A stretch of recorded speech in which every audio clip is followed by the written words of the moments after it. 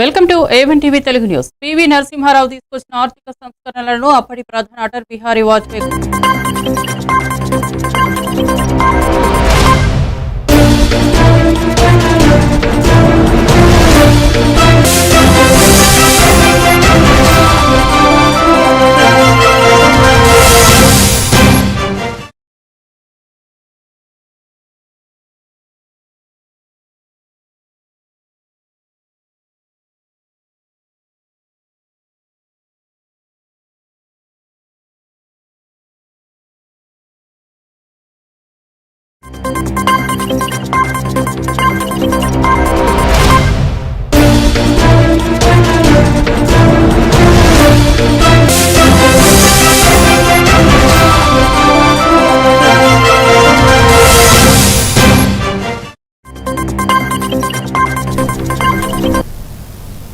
Welcome to A1 TV Telugu news. PV Narasimha Rao తీసుకొచ్చిన ఆర్థిక సంస్కరణలను అప్పటి ప్రధాని అటల్ బిహారీ వాజ్పేయి కొనసాగించారని ముఖ్యమంత్రి చంద్రబాబు నాయుడు తెలిపారు. ఢిల్లీలో పివి మ్యూజియంలో నిర్వహించిన లెక్చర్ సిరీస్ లో ప్రసంగించిన సీఎం చంద్రబాబు వాజ్పేయి పాలనలో హైవేలు, విమానాశ్రయాలు, పోర్టులు వంటి మౌలిక సదుపాయాల అభివృద్ధి పెద్ద ఎత్తున సాగిందని పేర్కొన్నారు. దేశ ఆర్థిక వ్యవస్థను బలోపేతం చేయడంలో వాజ్పేయి కీలక పాత్ర పోషించారని ప్రశంసించారు. పివి నరసింహారావు రూపుదిద్దిన మార్గాన్ని వాజ్పేయి విజయవంతంగా కొనసాగించారని తెలిపారు. దశల వారీగా అభివృద్ధికి చక్రం తిప్పిన గొప్ప నాయకులిద్దరని దేశం ఎప్పటికీ గుర్తుంచుకుంటుందన్నారు. దేశ ప్రగతికి వీరి దృహదం అపూర్వమని కొనియాడారు. యువత వీరి జీవితాలను అధ్యయనం చేయాలన్నారు. Information technology, the solid foundation for the development of physical infrastructure and telecom revolution in this country. I am very fortunate I was associated with him. Upendra Mishra ji was with Prime Minister as Principal Secretary at that time. We had a wonderful time. He was able to achieve major milestones in the field of infrastructure projects, national highways, airports, ports, power projects, telecom, and setting up of information technology and industrial parks to boost industrial production and exports. India witnessed, that was his era, nobody can forget about his contribution. India witnessed coalition governments from 1989 to till 2014. Because of economic reforms, coalition governments were able to produce better results, which the governments with clear majority in the past were not able to produce. That is where I am saying pre-economic reforms and post-economic reforms, that is the power of public policy. A turning point came in 2014. The electorate gave a strong and clear mandate to a bold and visionary leader, Honorable Prime Minister Narendra Modi ji. He brought bold initiatives like Digital India, Make in India, Startup India, and Atmanirbhar Bharat. Under the leadership of Prime Minister Narendra Modi ji, India earned a new phase, one marked by confidence, clarity of purpose, and bold decision making. మహిళా శక్తి పేరుతో 200 షాపుల కేటాయింపుపై TDP ప్రభుత్వాన్ని MLC Parvathireddy Chandrasekhar Reddy తీవ్రంగా విమర్శించారు. నెల్లూరు నగర నియోజకవర్గంలో పారదర్శకత లేకుండా నారాయణ నిర్వహించిన వాళ్లకే షాపులు ఇస్తున్నారని ఆరోపించారు. అధికారులే ముందుగా ఈ విషయం చెప్పడం ఆందోళన కలిగించేదన్నారు. ఉద్యోగాలు ఇవ్వకుండా ప్రజల ఆస్తులను అధికారం ఉంది కదా అని సొంత వాళ్లకు కేటాయించడం దుర్వినియోగమని మండిపడ్డారు. ఇంకా అండర్ గ్రౌండ్ డ్రైనేజీ వ్యవస్థ పూర్తి కాక పర్యావరణ పరిరక్షణ చర్యలు తీసుకోకపోయినా షాపులు కేటాయించడం తప్పుపట్టారు. నేషనల్ గ్రీన్ ట్రిబ్యునల్ స్పష్టంగా షాపుల కేటాయింపు మీద ఆంక్షలు విధించినా వాటిని పట్టించుకోకపోవడం ప్రభుత్వ నిర్లక్ష్యానికి నిదర్శనమన్నారు. ప్రజా ఆస్తుల దుర్వినియోగాన్ని తాను మౌనంగా సహించనని హెచ్చరించారు. పారదర్శక పాలన కోసం పోరాటం కొనసాగుతోందన్నారు. అన్నది నేను మీకు ఎవరికి రావు, ఆల్రెడీ నారాయణ సార్ అందరికి ఫిక్స్ చేసేస్తున్నారు, వాళ్ళకే వస్తాయని చెప్పినారు. ఎవరు ఏంటిది? మీకు కావాలంటే మీకు ఉన్నాయి కదా, సంస్థలు ఉన్నాయి, వ్యవస్థలు ఉన్నాయి, వాటిల్లో ఇచ్చుకోండి ఉద్యోగాలు. పబ్లిక్ కి సంబంధించినటువంటి ప్రాపర్టీస్, పబ్లిక్ కు ఉపయోగపడాల్సినటువంటి ప్రాపర్టీస్ ని ఎవరు మనకు అధికారం ఇచ్చినారు? 7 రోజుల్లో దాన్ని మనం దుర్వినియోగం చేస్తా ఉన్నాం. మన వాళ్ళ కోసం, నా దగ్గర వాళ్ళ కోసం, నేను ప్రజాస్వామ్యంలో నాకు ఒక అవకాశం ఇచ్చినారని చెప్పి ఈ రోజు నేను దాన్ని దుర్వినియోగం చేస్తే ఇది మంచి పద్ధతి అని అడుగుతా ఉన్నాను.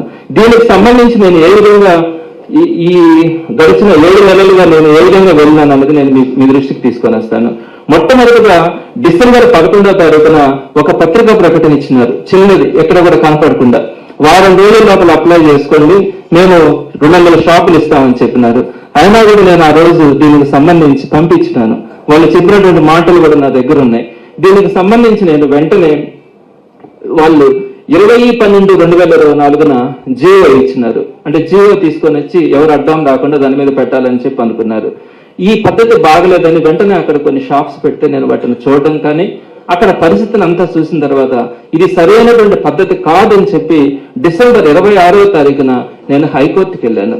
ఇది కరెక్ట్ కాదు, అన్ని రకాలైనటువంటి ట్రాఫిక్ సమస్యలతో పాటు పొల్యూషన్ సమస్యలతో పాటు నేషనల్ గ్రీన్ ట్రిబ్యునల్ కి సంబంధించినటువంటి దీనికి కానీ మొత్తం అన్ని రకాలైనటువంటి సమస్యలు దీని మీద ఉన్నాయని చెప్పి నేను హైకోర్టుకి వెళ్ళాను.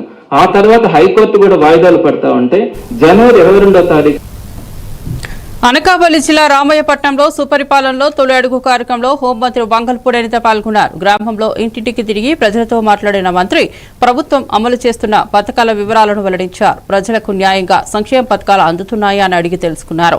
స్థానిక సమస్యలపై అధికారులతో సమీక్ష నిర్వహించారు. హోంశాఖకు సంబంధించిన అంశాలపై ప్రజల నుంచి వచ్చిన ఫిర్యాదులను స్వయంగా పరిశీలించారు. అనకాపల్లి జిల్లాలో శాంతి భద్రతలు బాగానే ఉన్నాయని, మహిళల రక్షణకు ప్రత్యేక దృష్టి పెట్టామని పేర్కొన్నారు. పోలీస్ వ్యవస్థను మరింత ప్రజలతో కలిపే విధంగా పని చేయించేందుకు రామయ్యపట్నంలో జరిగిన ఈ పర్యటనకు మంచి స్పందన వచ్చింది. ప్రజల సమస్యలు నేరుగా విన్న మంత్రి అనిత త్వరితగతిన పరిష్కారం కోసం సంబంధిత అధికారులను ఆదేశించారు.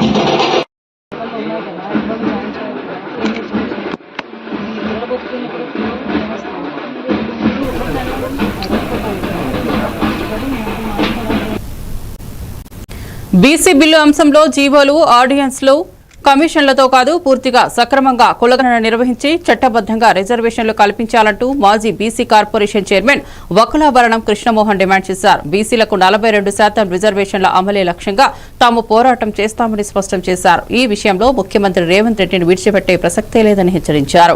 ముస్లింలను బీసీలలో చేర్చే కుట్రలకు తాము భయపడమని, బీసీ వర్గాల కోసం న్యాయపరమైన రాజ్యాంగబద్దమైన పోరాటం కొనసాగుతుందని అన్నారు. బీసీ ఓట్లు తీసుకుని అధికారంలోకి వచ్చి హామీలు మరిచిన కాంగ్రెస్ పార్టీకి ప్రజలు తగిన గుణపాఠం చెబుతారని చెప్పారు. రిజర్వేషన్ల విషయంలో అసలు చిత్తశుద్ది ఉంటే వెంటనే అసెంబ్లీలో చర్చించి చట్టం తేవాలన్నారు. లేకపోతే రాష్ట్ర వ్యాప్తంగా ఉద్యమం తీవ్ర రూపం దాలుస్తామని హెచ్చరించారు. అధికారంలో ఉంటే బీసీలకు మేలు చేయలేనటువంటి ప్రభుత్వం అధికారంలో ఉంటే ఏం జరుగుతుందో ఇవన్నీ రేవంత్ రెడ్డి గారు స్వయంగా తన పాలనలో చూపిస్తున్నాడు. పైకేదో నోటి ద్వారా ఇదిగో మీకు రిజర్వేషన్లు మహా కష్టపడతానా, నేను దేశానికే మోడల్ అని చెప్పి రేవంత్ రెడ్డి గారు ప్రభుత్వం చెప్పుకుంటాను. నువ్వు రోల్ మోడల్ ప్రభుత్వం అయితే, నువ్వు దేశానికి మార్గదర్శకమైనటువంటి ప్రభుత్వం అయితే ఈ 19 నెలల నుండి ఏం నువ్వు చేసే తమాషా ఒక్క పద్ధతి కూడా చక్కగా చేయకుండా మమ్మల్ని నువ్వు ఇబ్బంది పెడుతున్నావు. నేను అడుగుతున్నా రాహుల్ గాంధీ గారు, ఈ రాష్ట్రంలో నువ్వు చాలా శాస్త్రీయంగా గణన చేసినని చెప్తున్నావు. మరి శాస్త్రీయంగా గణన చేసి మన అందరి లెక్కలు నిలబడినాక ఎవరికి రాజకీయ అధికారం రాలేదో, ఎవరికి విద్యా ఉద్యోగ రంగాల్లో ప్రాతినిధ్యం రాలేదో నీ దగ్గర లెక్కలు ఉన్నాక నువ్వు ఎందుకయ్యా నీ బిల్లులను నువ్వు లోకసభలో రాజ్యసభలో కొట్లాడి రాష్ట్రపతి గారితో నువ్వు ఒప్పించలేకపోతున్నావు. నువ్వు శాస్త్రీయంగా చేసినావు కదా, బీసీల కోసం నీ కాంగ్రెస్ పార్టీ కట్టుబడి ఉన్నది కదా, నీ రేవంత్ రెడ్డి గారి యొక్క పాలన చాలా గొప్పగా జరుగుతున్నది కదా, కోసం ఈ 42% అమలు చేయడం. ఇక నేను పద్ధతుల జోలికి, చట్టాల జోలికి, మనకు కావాల్సిన నువ్వు ఇష్టపో, నేను చేతగాపో దిగిపో, మేము ఎన్నుకునేటటువంటి సత్తా మా బీసీలకు చెప్పి నేను మనవి చేస్తా ఉన్నా. బీసీల గురించి మాట్లాడే అర్హత వైసీపీకి లేదని అనురాధ మండిపడ్డారు. వైసీపీ హయాంలో అమర్నాథ్ గౌడ్ను పెట్రోల్ పూసి తగలబెట్టిన ఘటనను గౌడ కులస్తులు మర్చిపోలేరన్నారు. గౌడ కులస్తురాలైన గౌతు లచ్చన్న మనవరాలు గౌతు శిరీషను అవమానించిన తీరును రాష్ట్ర ప్రజలంతా చూశారని గుర్తు చేశారు. వైసీపీ పాలనలో 300 మందికి పైగా ఇతర బీసీ కులస్తులను హత్య చేసిన అరాచక పాలన గుర్తుండాలన్నారు. బీసీలపై ప్రేమ లేదని ఓట్ల కోసం నటన చేస్తున్నారని విమర్శించారు. బీసీ సంక్షేమాన్ని కాదార్చిన నాయకుడు జగన్మోహన్ రెడ్డి ఎలా బీసీలపై మాట్లాడతారని ప్రశ్నించారు. ఇప్పుడు బీసీల గురించి మాట్లాడడం ప్రహసనంగా మారిపోయిందన్నారు. వైసీపీ చేసిన ద్రోహాన్ని బీసీలు ఎప్పటికీ మర్చిపోరన్నారు. ఓటు కోసమే బీసీ ప్రేమ చూపించడాన్ని ప్రజలు తిప్పికొడతారని హెచ్చరించారు. పెట్రోల్ పోసి నీ కార్యకర్తలు సైతం అందరినీ రెచ్చగొట్టి ప్రజల్ని భయభ్రాంతులు చేసే ప్రయత్నం చేస్తావా? ఆ వీడియోలన్నీ ఈ రోజు ప్రజలకి తెలిసేలాగా ఆ వీడియోని కూడా ఈ రోజు నేను డిస్ప్లే చేయబోతున్నా. బీసీల గురించి మాట్లాడే హక్కు అసలు వైసీపీ పార్టీకి ఉందా? గౌడ కులానికి సంబంధించిన మహిళని లోకేష్ గారే అల్లరి చేయమన్నారని చెప్పి స్టేట్ మొత్తం మనం ప్రచారం చెయ్యాలి అని చెప్పి సలహాలు ఇచ్చే నువ్వు ఆనాడు నీ ప్రభుత్వంలో జగన్మోహన్ రెడ్డి ప్రభుత్వంలో అమర్నాథ్ గౌడ్ ని ఏ రకంగా పెట్రోల్ పోసి తగలపెట్టారన్న విషయం వైసీపీకి గుర్తులేదేమో గాని ఈ రాష్ట్ర ప్రజలకి, ముఖ్యంగా బీసీలకి, ముఖ్యంగా గౌడాస్ కి, గౌడ కులస్తులకి ఆ విషయం తెలుసు అని చెప్పి నేను గుర్తు చేస్తా ఉన్నా. ఏం చేశారు ఆ రోజు అమర్నాథ్ గౌడ్ ని? నా అక్కని ఏడిపించొద్దు, ర్యాగింగ్ చెయ్యొద్దు అని చెప్పి సొంత తమ్ముడైన అమర్నాథ్ గౌడ్ అడిగాడని వైసీపీ కుర్రకారు సన్నాసుల్ని మాట్లాడాడని చెప్పి తెల్లవారుజామున ట్యూషన్ కి వెళ్తుంటే నోట్లో గుడ్డలు కుక్కి ఆ పిల్లోడి మీద పెట్రోల్ పోసి మీరు పిల్లోడిని చంపితే ఆ కుటుంబానికి ఈ రోజు ఉద్యోగం ఇచ్చిన ప్రభుత్వం, ఉద్యోగం ఇచ్చిన నాయకుడు ముఖ్యమంత్రి గారు నారా చంద్రబాబు నాయుడు గారు. అలాగే గౌడ కులస్తురాలైన గౌతు లచ్చన్న గారి మనవరాలు గౌతు శిరీషాని అక్రమ కేసులు బనాయించి తప్పుడు కేసులు కట్టడమే కాకుండా అక్రమ సంబంధాలు కూడా అంటగట్టి నైతికంగా గౌతు శిరీష గారిని బీసీలకు 42% రిజర్వేషన్ల అమలుకు చట్టం చేయకుండా రాజ్యాంగ సవరణ లేకుండా సాధ్యం కాదని ఎంపీ వద్దిరాజు రవిచంద్ర స్పష్టం చేశారు. కాంగ్రెస్ ప్రభుత్వం మాత్రం జీవోలు, ఆర్డినెన్స్ పేరుతో కాలయాపన చేస్తూ బీసీలను మోసం చేస్తోందని విమర్శించారు. స్థానిక సంస్థల ఎన్నికల్లో బీసీలకు న్యాయం చేయాల్సిన సమయంలో ఓటు బ్యాంకు రాజకీయాలు చేస్తోందన్నారు. 42% రిజర్వేషన్ల ఆర్డినెన్స్ అనేది నిజమైన ప్రయోజనాన్ని కలిగించేదే కాక బీసీలను మభ్యపెట్టే కుట్రగా అభివర్ణించారు. బీసీలకు న్యాయం చేయాలంటే రాజ్యాంగబద్దమైన మార్గంలో ముందుకెళ్లాలని స్పష్టం చేశారు. ప్రజల అభిప్రాయాలను విస్మరించి తీసుకుంటున్న చర్యలు మానుకోవాలని కోరారు. ఓటు కోసం నాటకాలు ఆపాలని, అసలు చిత్తశుద్దితో ముందుకు రావాలన్నారు. లేకుంటే బీసీ సామాజిక వర్గం బలంగా తిరగబడుతుందని హెచ్చరించారు. ఇది నిలిచే ప్రక్రియనేనా? రాష్ట్రపతి గారు పంపారు. బిల్లు ఎక్కడికి పంపాలి? చట్టం చేయాలి. లోక్సభలో, రాజ్యసభలో రాజ్యాంగ సవరణ చేయాలి. అక్కడ బిల్లు పాస్ అయితే తప్ప 42% రిజర్వేషన్ అమలు కాదు. దాన్ని అక్కడ పెట్టి మళ్ళొకసారి ఆర్డినెన్స్ ద్వారా తీసుకొస్తానని చెప్పేసి కేబినెట్ లో డిసిషన్ తీసుకున్నారు. ఇది గవర్నర్ గారు రాష్ట్రపతి గారికి పంపి ఫైల్ అక్కడ పెండింగ్ ఉండగా మళ్ళీ గవర్నర్ గారు ఆర్డినెన్స్ మీద సంతకం పెడతారా? ఒకవేళ అట్లా పెట్టినా ఇది నిలిచే ప్రక్రియనేనా? ఇలాంటి ప్రయత్నం ఖచ్చితంగా అవుతుందేమోనని 2018లో మన పార్టీ, మన ప్రభుత్వం కేసీఆర్ గారు కూడా పంచాయతీరాజ్ చట్టాన్ని సవరించి రిజర్వేషన్ ప్రక్రియ స్టార్ట్ చేస్తే ఆర్డినెన్స్ ను కోర్టులో కొట్టేశారు. ఇది తెలియదా? కేవలం మరొక్కసారి స్థానిక సంస్థల ఎన్నికల్లో మరొక్కసారి బీసీ సోదరులను మాయ చేసే ప్రక్రియ కాబోతే దీన్ని ఏమంటారో గౌరవ ముఖ్యమంత్రి గారు చెప్పాలి. మా బీసీ సోదరులు కూడా కొంతమంది నిజంగానే అనుకొని భ్రమతో పాల్గొనడానికి కానీ చేస్తున్నారు. వాళ్ళని నేనేమన్నాను కానీ తొందరపాటు చర్య. ఏమొచ్చిందని మనకు తొందర, ఏమొచ్చిందని పండగ, ఏం రాలే కదా. గౌరవ ముఖ్యమంత్రి గారు చేయాల్సిన పనులు చేయకుండా తన చేతిలో ఉన్నటువంటి 20,000 కోట్ల రూపాయలు ప్రతి సంవత్సరం కూడా బీసీలకు నిధులు కేటాయిస్తానని చెప్పి ఎలక్షన్ హామీలు ఇచ్చారు. కేంద్ర ఎన్నికల సంఘంతో టీడీపీ బృందం న్యూఢిల్లీలో భేటీ అయింది. ఎన్నికల విధానాల్లో మార్పులు, ఓటర్ జాబితా సవరణలపై మొత్తం 7 ముఖ్యమైన సూచనలు చేస్తూ తమ అభిప్రాయాలను ఈసీకి వెల్లడించారు. టీడీపీ ఏపీ అధ్యక్షుడు పల్లా శ్రీనివాస్ నేతృత్వంలో ఎంపీలు లావు కృష్ణదేవరాయలు, దగ్గుమల్ల ప్రసాదరావు, బైరెడ్డి శబరి, ఎమ్మెల్యే కూన రవికుమార్, జాతీయ అధికార ప్రతినిధి జోష్నా తిరునగరి పాల్గొన్నారు. గత ఎన్నికల్లో చోటు చేసుకున్న అనేక తప్పిదాలపై సమగ్రంగా చర్చించారని సమాచారం. ఓటర్లకు ఆధునిక పరిజ్ఞానంతో జాబితాలో మార్పులు చేసే అవకాశాలపై ఈసీ దృష్టికి తీసుకెళ్లారు. ఎన్నికల్లో పారదర్శకత, సమానత్వం, న్యాయనత్వం ఉండాలా, చట్టపరంగా మార్పులు తీసుకురావాలని డిమాండ్ చేశారు. ప్రజలు నమ్మేలా, వారి హక్కులను కాపాడేలా ఈసీ పనిచేయాలని కోరారు. సమావేశానికి సంబంధించి మెమోరాండం కూడా సమర్పించినట్లు తెలుస్తోంది.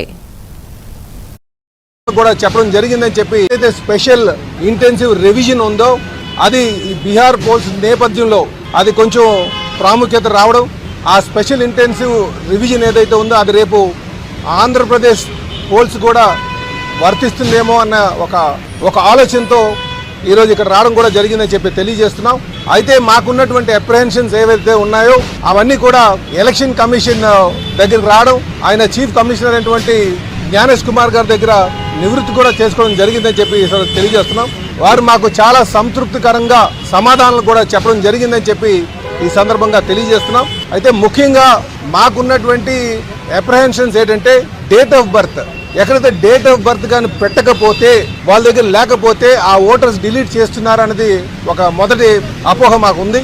దాంతో పాటు వారికి మైగ్రెంట్ వర్కర్స్ కి దాని మీద కొన్ని డౌట్లు ఉంటే దాని మీద మాట్లాడడం జరిగింది. దీంతో పాటు ఆ డోర్ నెంబర్ సంబంధించి కూడా వీటి మీద మాకున్నటువంటి డౌట్లు, మాకున్నటువంటి అనుభవంతో, ఎందుకంటే మాకున్నటువంటి అనుభవం అంటున్నామంటే ఈరోజు దేశంలోనే అత్యంత ఓటరు వినియోగించుకున్నటువంటి రాష్ట్రంగా ఆంధ్రప్రదేశ్ ఉంది.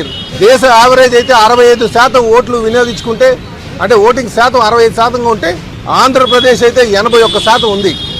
దాన్ని బట్టి మేము బాగా ఇందులో ఈ ప్రాసెస్లో ఇన్వాల్వ్ అయ్యాం, మంచిగా చేయగలిగామని సంగతి ఈ సందర్భంగా తెలియజేస్తున్నాం. కనుక ఆ అనుభవంతోనే మాకున్నటువంటి డౌట్లన్నీ కూడా ఈసీ దగ్గరికి వచ్చి నివృత్తి చేసుకోవడం కూడా జరిగిందని చెప్పి తెలియజేస్తున్నాం. అయితే ఇందులో ముఖ్యంగా అలాగే ఈసీ వారు కూడా ఏదైతే స్పెషల్ ఇంటెన్సివ్ రివిజన్ ఉందో అది బీహార్ పోల్స్ నేపథ్యంలో అది కొంచెం ప్రాముఖ్యత రావడం, ఆ స్పెషల్ ఇంటెన్సివ్ రివిజన్ ఏదైతే ఉందో అది రేపు ఆంధ్రప్రదేశ్ పోల్స్ కూడా. తిరుపతి తిరుమలలోని శ్రీ వెంకటేశ్వర స్వామివారి ఆలయంలో టీటీడీ చైర్మన్ భూమన కరుణాకర్ రెడ్డి ఆకస్మిక తనిఖీలు నిర్వహించారు. ఆలయ ప్రాంగణం, క్యూలైన్, దర్శన ఏర్పాట్లను ఒక్కొక్కటిగా పరిశీలించారు. భక్తులకు ఎలాంటి అసౌకర్యం లేకుండా ఏర్పాట్లు ఉండాలంటూ అధికారులను ఆదేశించారు. ప్రసాదాల తయారీ, భద్రతా ఏర్పాట్లపై కూడా చర్చించారు. ఆలయంలో స్వచ్ఛత నిబంధనలు పాటించేలా చర్యలు తీసుకోవాలని సూచించారు. భక్తుల స్పందనను నేరుగా వినేందుకు వారితో సంభాషించారు. శ్రీవారి దర్శనానికి వచ్చే భక్తులకు మరింత సౌకర్యాలు కల్పించేందుకు టీటీడీ కట్టుబడి ఉందని చెప్పారు. సేవా నిర్వహణ, దర్శన టోకెన్ల వ్యవస్థపై సమీక్ష చేసి అవసరమైన మార్పులపై అధికారులకు సూచనలు చేశారు. భక్తుల విశ్వాసాన్ని నిలబెట్టేందుకు నిరంతరం కృషి చేస్తామన్నారు.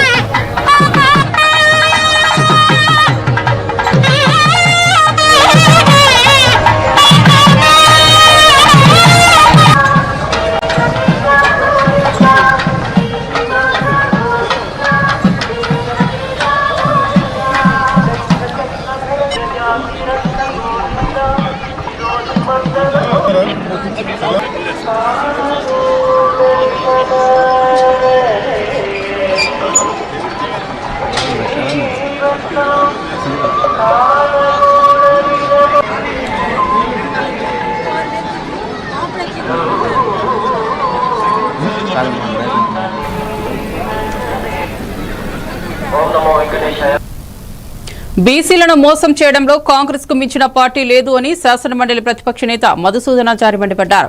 స్వాతంత్ర్యం వచ్చినప్పటి నుంచి ఈ దేశంలో కులగణన జరపకుండా బీసీలకు ఒక్క మంత్రిత్వ శాఖ కూడా ఇవ్వకుండా నిర్లక్ష్యం చేసిన పార్టీయే కాంగ్రెస్ అని ఆరోపించారు. బీసీల కోసం పనిచేసిన చరిత్ర లేదని, ద్రోహం చేసిన దాఖలాలు ఎక్కువగా ఉన్నాయని ఆగ్రహం వ్యక్తం చేశారు. కాంగ్రెస్ అంటేనే బీసీలను మోసం చేసే పార్టీ, కాంగ్రెస్ అంటేనే బీసీలకు ద్రోహం చేసే పార్టీ, కాంగ్రెస్ అంటేనే బీసీలపై కుట్రలు చేసే పార్టీ, కాంగ్రెస్ అంటేనే బీసీలను నయవంచన చేసే పార్టీ అని పదే పదే తిప్పి చెప్పారు. బీసీ వర్గాలు ప్రజలు ఇప్పుడు జాగ్రత్తగా ఆలోచించాలని, వంచనల చరిత్రను గుర్తుంచుకోవాలని సూచించారు. రాజకీయ ప్రయోజనాల కోసం బీసీలను మభ్యపెట్టే ప్రయత్నాలకు తెరపడాల్సిన సమయం వచ్చిందన్నారు. నాటి నుండి ఒక కులగణన చేసినటువంటి పాపాన పోలేదు, బీసీ మంత్రిత్వ శాఖ ఇచ్చినటువంటి పాపాన పోలేదు. బీసీలకు ఉత్పత్తి సృష్టించబడినటువంటి సంపదలో భాగస్వాములను చేసినటువంటి పాపాన పోలేదు. అటువంటి కాంగ్రెస్ పార్టీకి దేశగతిలో దేశం మొత్తంలో ఏ రకంగా పుట్టగతులు లేనటువంటి పరిస్థితికి లోనైందో ఇవాళ తెలంగాణలో నమ్మి అధికారం ఇస్తే మళ్ళీ అదే నాటకంతో ద్రోహంతో తెలంగాణలో ఉన్నటువంటి బీసీలను మోసం చేసేటువంటి ప్రయత్నం చేస్తా ఉన్నది. వాస్తవంగా దేశవ్యాప్తంగా ఉన్నటువంటి బీసీలందరి నినాదం మేమెంతో మాకంత అయితే కాంగ్రెస్ పార్టీ రాష్ట్రంలో అధికారంలోకి రావడానికి తానంతట తానుగా ఇచ్చినటువంటి హామీ 42% రిజర్వేషన్లు. దానిని చట్టబద్ధ తీసుకొస్తాం, ముమ్మాటికి అమలు చేస్తాం. గతంలో దేశాన్ని ఏలినటువంటి అనుభవం ఉన్నటువంటి పార్టీ, రాష్ట్రాలను ఏలినటువంటి అనుభవం ఉన్నటువంటి పార్టీ కాబట్టి మాట తప్పం, మడమ తిప్పం. ఇచ్చినటువంటి మాట కట్టుబడి 42% బీసీలకు స్థానిక సంస్థల్లో రిజర్వేషన్లు అమలు చేసి తీర్చామనేటువంటి మీ హామీని గనుక అమలు చేయకపోతే తెలంగాణలో ఉన్నటువంటి ప్రతి బీసీ బిడ్డ మీకు మరణ శాసనం రాయడం రాజకీయంగా ఖాయం. ఏమెన్లో డాక్టర్ నిమిష ప్రియ ఉరిశిక్ష వాయిదాపై కేఏ పాల్ సంచలన వ్యాఖ్యలు చేశారు. మోదీ ప్రభుత్వం ఈ విషయంలో పూర్తిగా విఫలమైందని విమర్శించారు. తానే వ్యక్తిగతంగా హౌతీ నాయకులతో చర్చలు జరిపి బాధితుడి కుటుంబానికి $1 మిలియన్ చెల్లిస్తామని హామీ ఇచ్చిన తర్వాతే ఉరిశిక్ష వాయిదా సాధ్యమైందన్నారు. భారత్ నుంచి అధికారికంగా ప్రాధాన్యత ఇవ్వకపోవడమే కారణమని తెలిపారు. నిమిష ప్రియ ప్రాణాలు నిలబెట్టేందుకు తాను చేసిన యత్నాలే ఫలించాయని స్పష్టం చేశారు. తన అంతర్జాతీయ సంబంధాలు చర్చా నైపుణ్యంతోనే ఈ విజయం సాధ్యమైందని పేర్కొన్నారు. భారత ప్రభుత్వం ఆచరణలో వైఫల్యం చాటుకుందన్నారు. When the government of India said to the Supreme Court of India, there is no government in Sana'a, Yemen, we cannot do anything. We tried everything. And today they are trying to take credit, our officers went. Where did they go? What a shame. Nobody came to Yemen. I risked my life to deal with Yemen leaders through who? The most prominent leader of the Muslim community in the world. Now I have to expose his picture, his name. He was in prison in America for defending, fighting for justice of all Muslims, Palestinians. You know, Florida professor, Dr. Sami Al-Aryan. I'm releasing this picture even though I didn't want to. He is the one called Houthis. Houthi leaders met me, who controls the Indian prison. Indian government has no access. They failed for 2 years since he was announced to be executed by the Supreme Court of Yemen. And now they're not ashamed, foreign ministry, not ashamed to say, we failed. Yesterday they said, today they're trying to steal credit to some other Kerala Muslim leader. Nobody came here. I alone came. I met with all leaders, including Chairman Mahdi Ibrahim, who is 8-year-old great global peace ambassador, organized from Oman, from Iran, from Saudi Arabia, but more important is Houthi leaders, and also President Assad. Al-Alibi also sent his ambassador, who is arranged my meetings. Thank you all for your prayers. God. దేశానికి స్వతంత్రం వచ్చిన తర్వాత ఎన్నో దశాబ్దాల పాటు పాలించిన Congress BJP పార్టీలు బీసీలకు చేసిందేమీ లేదని మాజీ మంత్రి జోగురామన్ ఆగ్రహం వ్యక్తం చేశారు. దేశానికి బీసీ వ్యక్తి ప్రధానిగా ఉన్న కేంద్ర కేబినెట్లో బీసీలకు మంత్రిత్వ శాఖ ఇవ్వని పరిస్థితి ఎవరికీ సిగ్గుచేటని అన్నారు. బీసీల హక్కులను న్యాయం కావాలంటే బీసీ బిల్లు చట్టబద్దత కోసమే కాంగ్రెస్ బీజేపీ నాయకులను ప్రజలే నిలదీయాలన్నారు. ఎన్నికల సమయంలో బీసీ ప్రేమ చూపించి అధికారంలోకి వచ్చాక నిర్లక్ష్యం చేయడం అంటే వీరి నిజమైనది అని ధ్వజమెక్కారు. బీసీలను ఓటు బ్యాంకుగా చూస్తున్న ఈ పార్టీల కుతంత్రాలను బహిర్గతం చేయాల్సిన అవసరం ఉందన్నారు.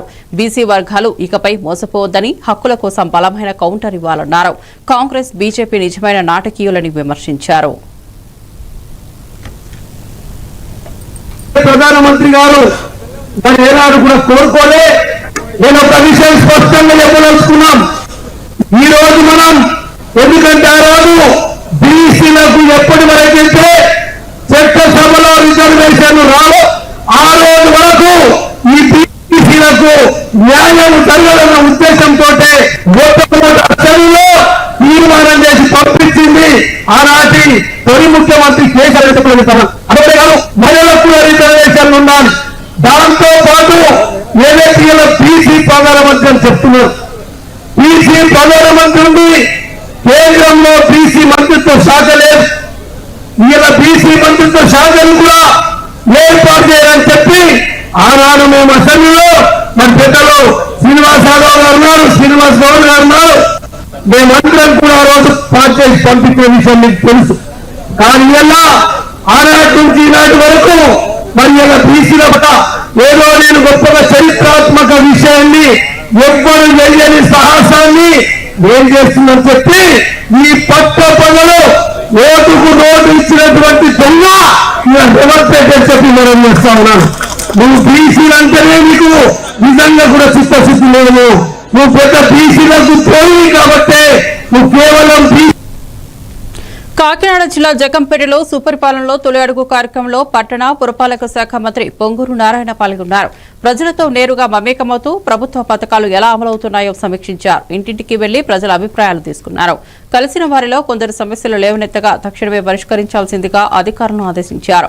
అభివృద్ది, పారదర్శకత పాలనే తమ లక్ష్యమని స్పష్టం చేశారు. శుభ్రత, డ్రైనేజీ, త్రాగునీటి సమస్యలపై ప్రత్యేక దృష్టి పెట్టాలన్న మంత్రి మున్సిపాలిటీలు ప్రజలకు అందుబాటులో ఉండేలా చూడాలన్నారు. బాబు నువ్వేం చదువుతావు?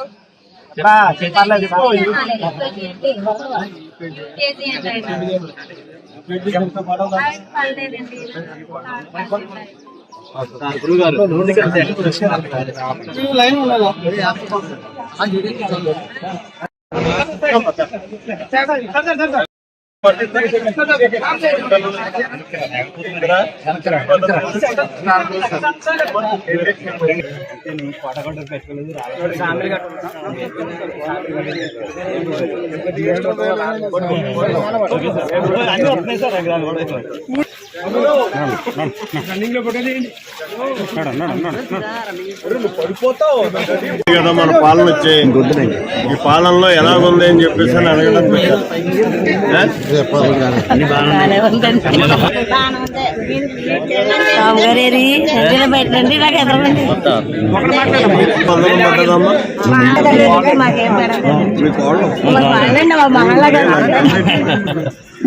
కొంతమందికి పడలేదండి, పడినోళ్ళు అంటే వాళ్ళు వెళ్ళారమ్మానండి. ఇంటర్వ్యూ జాయిన్ అయిన తర్వాత మళ్ళీ డబ్బులు మీకు ఆటోమేటిక్ గా పడతాయి. 10th లో వాళ్ళకి 1వ తరగతి వాళ్ళకి ఇంటర్ వాళ్ళకి ఇప్పుడు పడతాయి.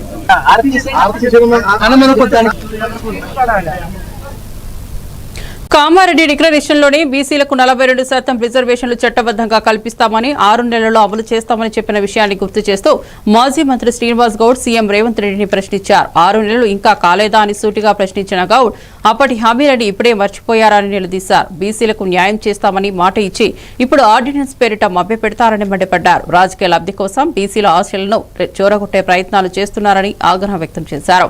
నిజంగా చిత్తశుద్ది ఉంటే అసెంబ్లీలో చర్చించి రాజ్యాంగ పరిధిలో చట్టాన్ని తేవాలని డిమాండ్ చేశారు. డిక్లరేషన్లోనే కాదు చర్యలతో నమ్మకం సాధించాలన్నారు. అప్పటి మాటలు నిలబెట్టుకోకపోతే ప్రజలే తగిన గుణపాఠం చెబుతారని హెచ్చరించారు. 42% రిజర్వేషన్ ఇస్తామన్నారు. 6 నెలలు కాలేదా? మాట్లాడింది మీరు మాట్లాడించిన మాటలు, సిద్ధరామయ్య గారు మాట్లాడిన మాటలు మీకు కావాలా చెప్పండి. లేదంటే మేమే వేలాది మంది కర్ణాటక పోయి సిద్ధరామయ్య గారి దగ్గర కూర్చుంటాం. దారి వస్తావా చస్తావా ఏం సంగతి తెలుసుకుందాం అని కర్ణాటక పోతాం. ఆయన అడుగుతాం 42% ఇస్తా అని చెప్పి ఇలా మీరు మాట్లాడుతున్నది ఏమిటి?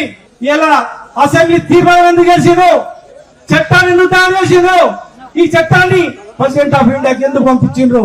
మీరు పంపించి మళ్ళీ ఇలా క్యాబినెట్ లో తీర్మానం చేసి జీవో అంటారు. ఎవరు చెప్పింది మీకు జీవో? ఎవరు చెప్పిండ్రు? తెలంగాణ ప్రజలు చెప్పిందా? బీసీ ప్రజలు చెప్పిందా? జీవో ఎవరు చేయమన్నాడు? జీవో ఇచ్చి ఆర్డర్ చేస్తే మేము కేసీఆర్ గారి నాయకత్వంలో కూడా జీవో ఇచ్చిండు. జీవో అయింది 33% బీసీలకు ఎమ్మెల్యేలుగా ఎంపీలుగా ఇవ్వాలని తీర్మానం చేసిండు. ఇలా మీరు జీవోలు చెల్లవని చెప్పి ఎవరు చెప్పింది? మీరు ఇవ్వమని జీవో మీరు 10 మందిని మేనేజ్ చేయొచ్చు, 10 మందిని పైసలతో కొనొచ్చు, 10 మందిని మభ్య పెట్టొచ్చు. కానీ లక్షలాది మంది, కోట్లాది మంది ఈ జనాన్నే మీరు కొనలేరు. గుర్తుపెట్టుకోండి, ఈ తెలంగాణ గడ్డ ప్రాణాలకు తెగించి కొట్లాడే గడ్డ, నక్సలైట్ ఉద్యమాన్ని పుట్టించిన గడ్డ, నక్సలైట్ ఉద్యమాన్ని గణపతి పుట్టినటువంటి గడ్డ, చాకల ఏలమ్మ సాయుధ పోరాటం నడిపినటువంటి గడ్డ, కొమరం భీం పుట్టినటువంటి గడ్డ, తరువారి పాపన్న పుట్టినటువంటి గడ్డ, శ్రీకాంత్ చారి పుట్టినటువంటి గడ్డ. ఇది ఈ గడ్డ మీద మీరు యాక్షన్ 4 మిషన్ విజయవంతంగా ముగియడంతో భారతీయ వ్యోమగామి శుభాంశు శుక్లా భూమిపైకి సురక్షితంగా తిరిగి వచ్చారు. రోదసిలో 18 రోజులు గడిపిన అనంతరం కాలిఫోర్నియా తీరంలో ఆయన వాహక యంత్రంతో దిగారు. ఈ సందర్భంగా శుభాంశు కుటుంబ సభ్యులు ఆనందోత్సవాలతో మునిగిపోయారు. విజయాన్ని సంబరంగా జరుపుకుంటూ పూలమాలలతో స్వాగతించారు. దేశానికి గర్వకారణంగా నిలిచిన శుభాంశు ప్రయాణం ప్రపంచవ్యాప్తంగా ప్రశంసలు అందుకుంది. అంతరిక్ష పరిశోధనలో మానవతావాద దృక్పథంతో ముందుకెళ్లిన శుభాంశు బృందం విజయంతో దేశం మరో మైలురాయిని అధిగమించింది. శుభాంశు తిరిగి ఇంటికి చేరగానే క్షేమంగా భూమిపైకి వచ్చినందుకు కృతజ్ఞతలు తెలియజేస్తూ కుటుంబ సభ్యులు హర్షం వ్యక్తం చేశారు.